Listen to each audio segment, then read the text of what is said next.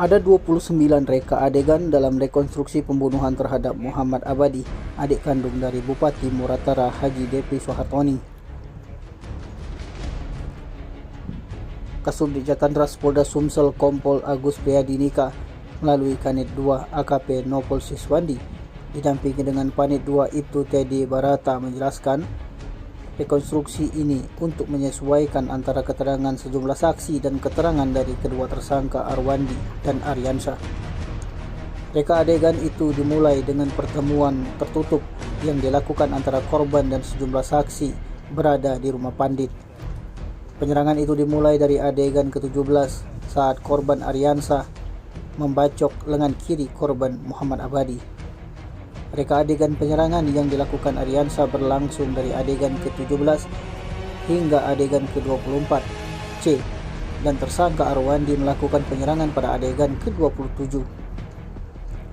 Di rincian adegan itu yang dilakukan kedua tersangka Aryansyah dan Arwandi, penyerangan tersebut dimulai dengan tersangka Aryansyah mengayunkan senjata tajam jenis parang bersama dengan Deki Iskandar mengayunkan kursi ke arah tersangka Aryansyah.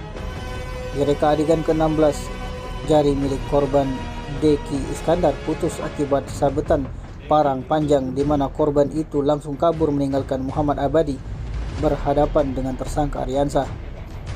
Pada reka adegan ke-17, giliran korban Muhammad Abadi yang berhadapan dengan tersangka Aryansyah, di mana Aryansyah kembali mengayunkan parang bersamaan dengan Muhammad Abadi mengayunkan kursi.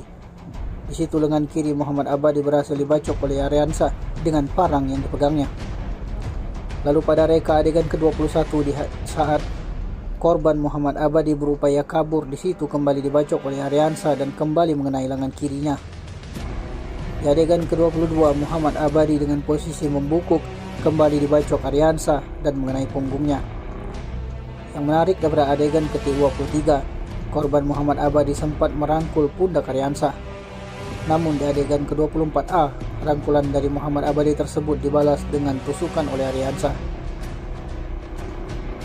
Dan di adegan ke-24B, dengan posisi Muhammad Abadi yang mulai terduduk kembali dibacok oleh Aryansyah dan mengenai bagian leher belakang, yang membuat korban terkapar dan berbalik badan terlentang.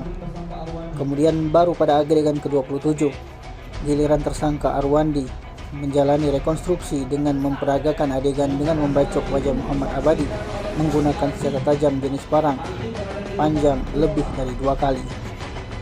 Tim Liputan Sumsel TV melaporkan.